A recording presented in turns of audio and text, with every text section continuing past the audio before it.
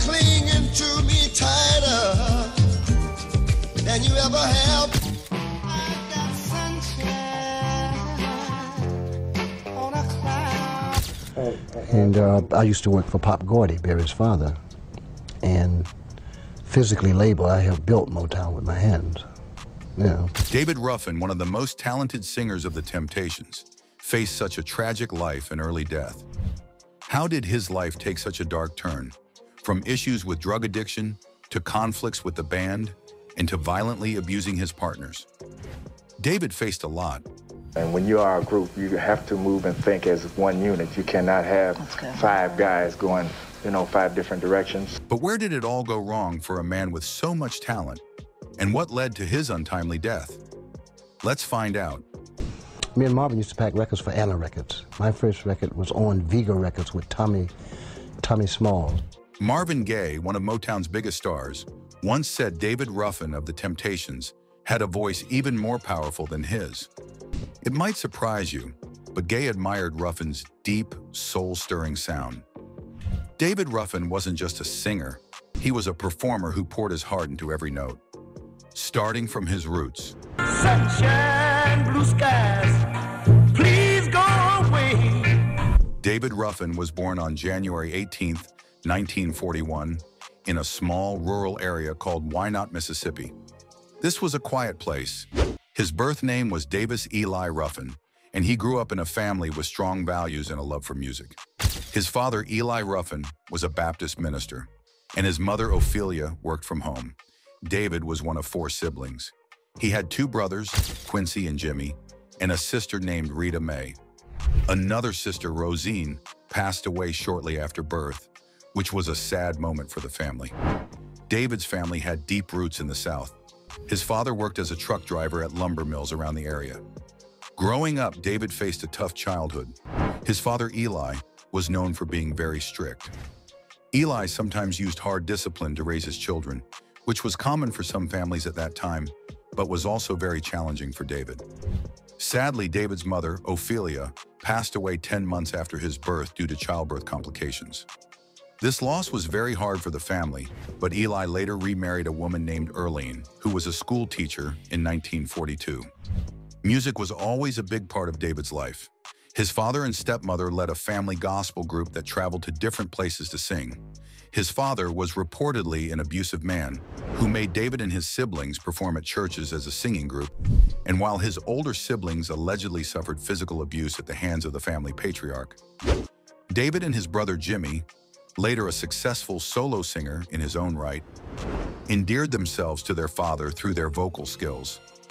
This experience gave David a chance to show his singing talent from a young age. He sang in church choirs and performed in talent shows, where people began to notice his voice. And I used to work for Pop Gordy, Barry's father.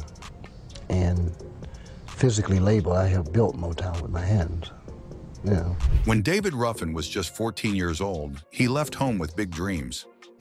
Raised in a family with strong faith, David set out for Memphis, Tennessee, under the care of a minister named Eddie Bush. He planned to become a preacher and help spread messages of hope. But David's journey took an unexpected turn that would lead him toward a life of music. Only a year later, at age 15, David found himself in Hot Springs, Arkansas. There he met a jazz musician named Phineas Newborn Sr., who had a big impact on him. David started calling himself Little David Bush, using his guardian's last name. He performed in talent shows and even took up an interesting job working with horses at a jockey club. Around this time, he also joined a gospel group called the Dixie Nightingales. David's love for performing was growing, and he soon got the chance to sing with the Soul Stirrers, a gospel group that had become famous after Johnny Taylor left the band. That's when I used to have to walk Melvin Franklin home. David began looking up to singers who had moved from gospel to popular music, like Sam Cooke and Jackie Wilson. He was inspired by the success they found in the world of secular music, songs that didn't focus on religious themes. By the time David turned 16, he decided he wanted to take a similar path.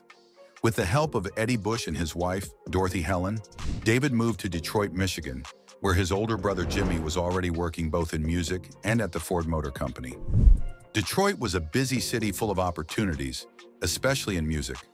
With the Bush family's support, David recorded his first songs, You and I and Believe Me, in 1958. These were released by a record company called Vega Records. Oh, you and I.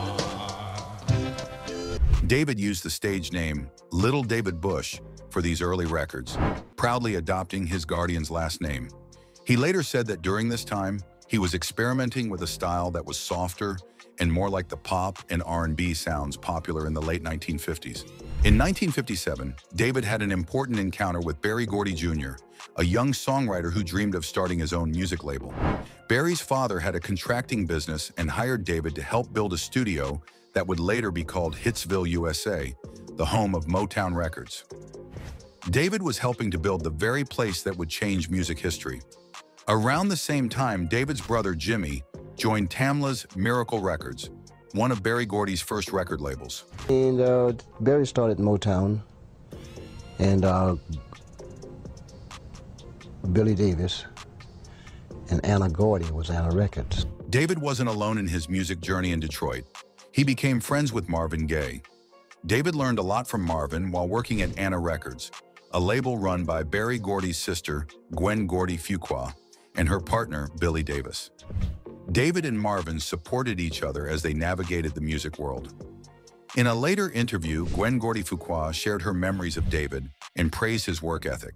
She remembered David as a polite, respectful man who always used words like, yes, ma'am, and no, ma'am. She said David had a rare quality. He rehearsed as if he were already performing in front of an audience. He was one of the only artists I've seen who rehearsed like he was on stage, Gwen recalled. This dedication would later help him become one of Motown's biggest stars. Sunshine, blue skies, please go away. Ruffin's journey to becoming a lead singer for the Temptations began through his older brother, Jimmy Ruffin. Jimmy was a singer too, as earlier mentioned, and he joined the Motortown Revue tour, where he met the Temptations, a popular local group. At the time, the Temptations were looking for a new singer. Jimmy quickly told David about the opportunity, knowing his brother's talent. David was very interested, so he approached Otis Williams, one of the Temptations' founding members who also lived in Detroit, and shared his desire to join the group. In January 1964, David officially became a Temptations member, replacing Al Bryant, one of the original members. David's first recording session with the group was held on January 9, 1964. Both David and Jimmy auditioned to sing with the Temptations, but David impressed the group more, especially after his performance at their New Year's Eve party in 1963. At first, David mainly sang background vocals with Eddie Kendricks and Paul Williams usually singing lead. During his first year, David sang a few lead parts, but the record label held back these recordings, feeling they didn't fully show David's vocal abilities. Ooh, you're clinging to me tighter than you ever have. This changed when Smokey Robinson, a top producer and songwriter at the time, saw something special in David's voice. Smokey described it as a mix of mellow and gruff. He believed David could be a star, so he worked to create a song that would perfectly fit David's voice. That song turned out to be My Girl. Recorded in November 1964 and released shortly after, My Girl became an instant hit. By 1965, it was the Temptations' first ever #1 song and quickly became their most famous tune. Thanks to the success of My Girl, David became the lead singer and the face of the Temptations. This song transformed his career, making him a major part of the group's success.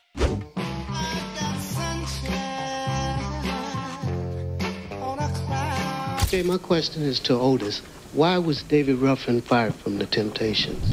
However, as the group progressed, challenges emerged with Ruffin, notably his developing cocaine addiction, leading to missed rehearsals and performances, which became a source of concern for the group. It is believed that Ruffin's drug misuse started at some point in the 60s, though it was only in the later part of the decade when it truly became a problem.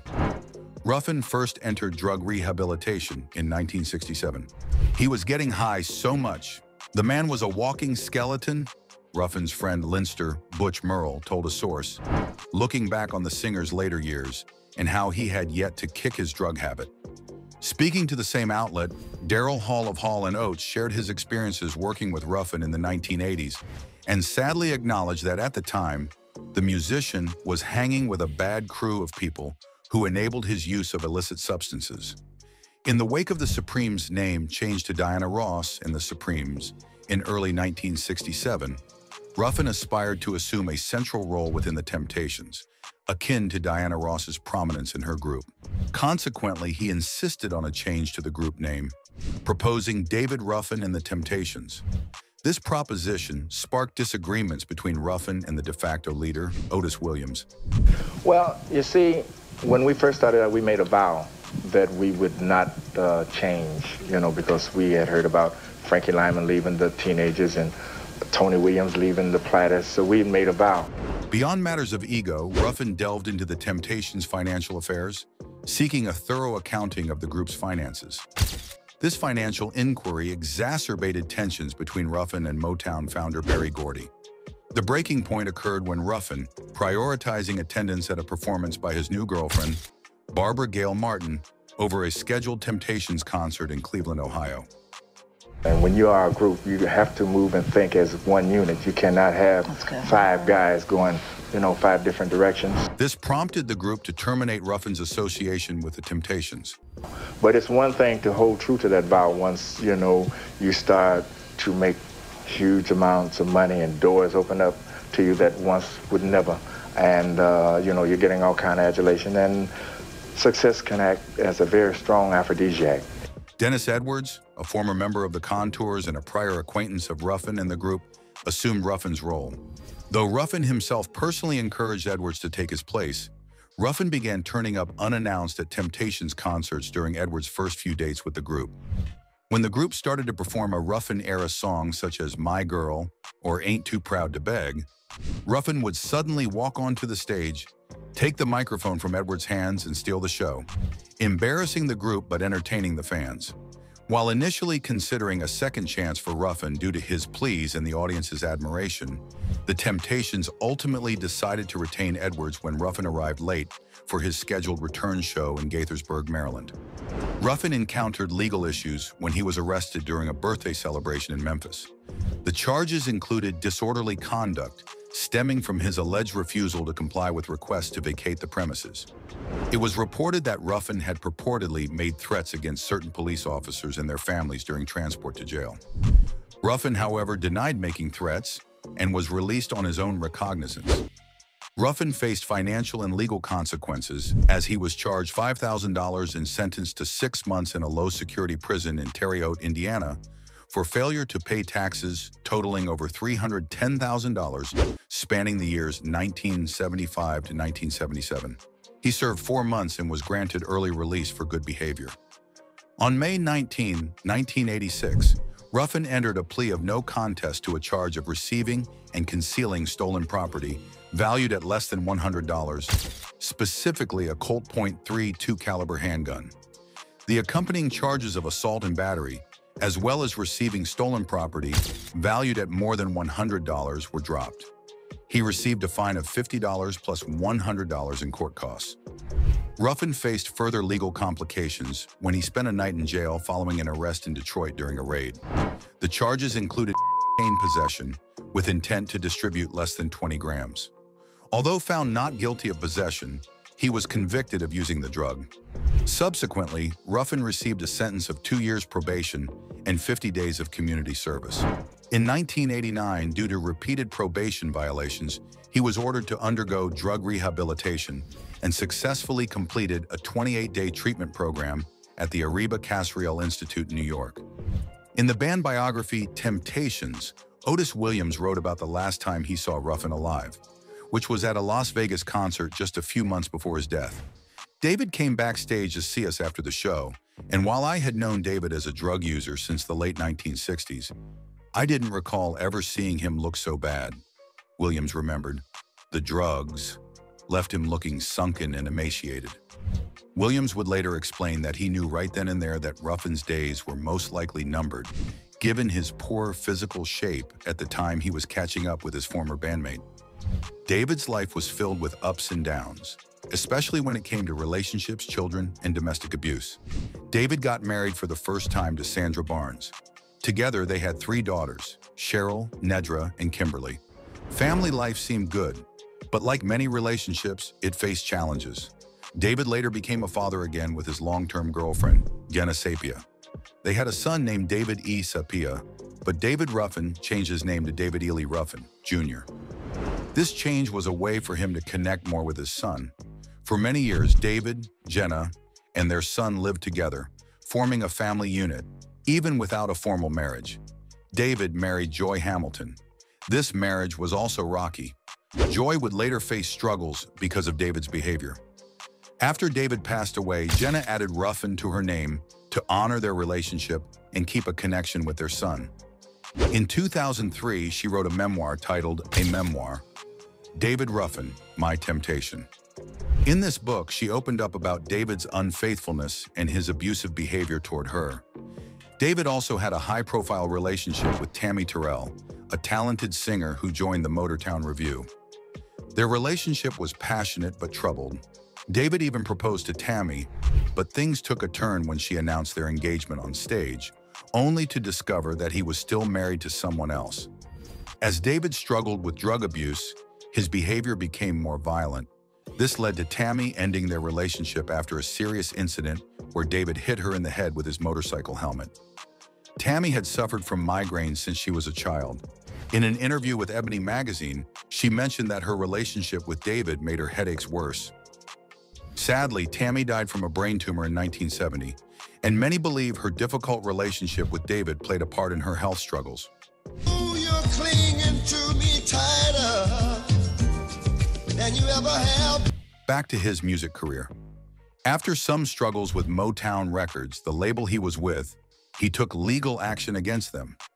Ruffin wanted to leave the label and get a clear picture of his finances. In response, Motown countersued to keep him. The case eventually settled, meaning Ruffin had to stick with Motown until his contract ended. It's interesting to note that when Ruffin joined Motown, he already had a solo contract, which some believe caused problems within the group. Once he started his solo career, Ruffin released his first single, My Whole World Ended, The Moment You Left Me, in 1969. Originally, this song was meant for the Temptations, but it became a big hit for him. The song reached the top 10 on both the US pop and R&B charts. Following that success, he put out an album called Feeling Good in the same year. He also recorded another album simply titled David in 1970 and 1971, but Motown didn't release it until 2004. David also teamed up with his brother Jimmy to create the album I Am My Brother's Keeper. This album had some minor hits like When My Love Hand Comes Tumbling Down and Your Love Was Worth Waiting For. However, it wasn't until 1973 that he released another album for Motown called David Ruffin. Even though he had a promising start as a solo artist, things started to go downhill. Your love is worth waiting for. David Ruffin's last big hit was Walk Away From Love, released in 1975. This song reached number 9 on the pop charts and became his only solo hit in the UK, peaking at number 10. It sold over 1 million copies, earning him a gold disc from the Recording Industry Association of America, RIAA.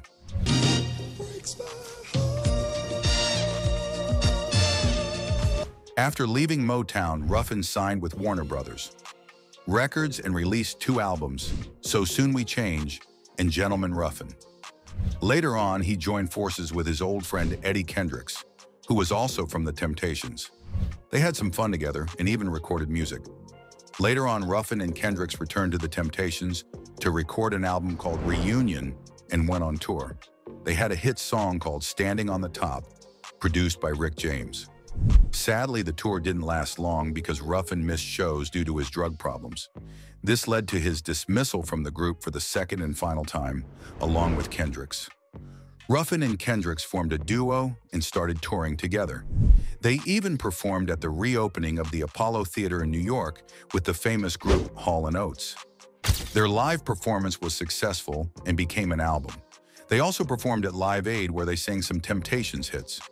Ruffin, Kendricks, and Dennis Edwards from the Temptations were inducted into the Rock and Roll Hall of Fame. They later toured together as Ruffin, Kendrick, Edwards, former leads of the Temptations. I understand he was out in California, out in Las Vegas a couple weeks ago, but he was begging, you know, and the guys gave him a little bit of money just to get rid of it. Despite a successful career and having recently completed a month-long tour of England alongside fellow musicians, Kendricks and Edwards, David Ruffin tragically passed away on June 1st, 1991, due to an accidental overdose of crack. The incident occurred after Ruffin reportedly collapsed at a crack house in West Philadelphia, accompanied by his friend Donald Brown. Brown then transported Ruffin to the hospital of the University of Pennsylvania, where, despite nearly an hour of efforts by emergency room personnel, he was declared dead at 3:55 a.m. The official cause of death was attributed to an adverse reaction to drugs.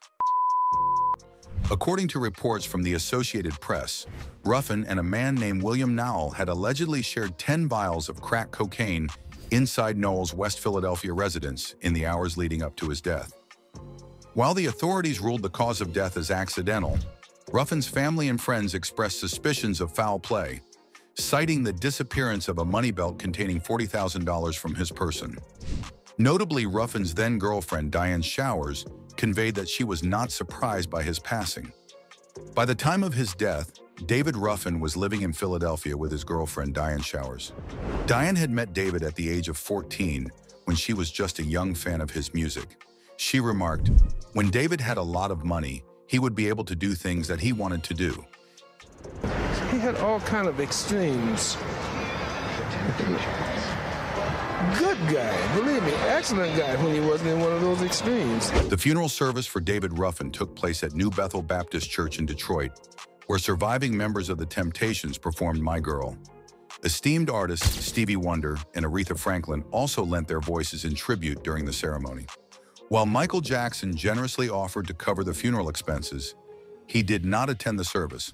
Floral arrangements were sent by prominent figures such as Rod Stewart, Daryl Hall and John Oates, Diana Ross, the Spinners, and Martha Reeves in the Vandellas.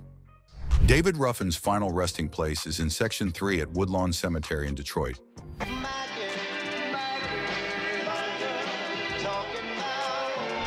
David left a big mark in the music world. Many artists admired him. Martha Reeves, who was part of Martha and the Vandellas, said, "Nobody could sing like David Ruffin." Daryl Hall from Hall & Oates described Ruffin's voice as having a certain glorious anguish. To Ruffin, singing was all about the feelings he got from the songs. Even Rod Stewart, a big star in his own right, couldn't help but praise Ruffin. He once said that Ruffin's song, "I Wish It Would Rain," jumped out of the speakers and ravished my soul. Their friendship showed how much respect Stewart had for Ruffin's talent. Ruffin was honored by being inducted into the Rhythm and Blues Music Hall of Fame, recognized for both his solo work and his time with the Temptations. The city of Detroit also celebrated him by naming a street David Ruffin Avenue near his old home. In Meridian, Mississippi, where Ruffin grew up, part of 8th Street was named David Ruffin Boulevard. This event included a parade led by Jackson State University's marching band, which brought the community together to honor him. Ruffin's life was also shown in the NBC miniseries, The Temptations, but his family did not like how he was portrayed. They even tried to take legal action against the show's producers. Ruffin's impact continues today. In songs by artists like Machine Gun Kelly and Lil Durk, his name is used to show respect and to talk about struggles.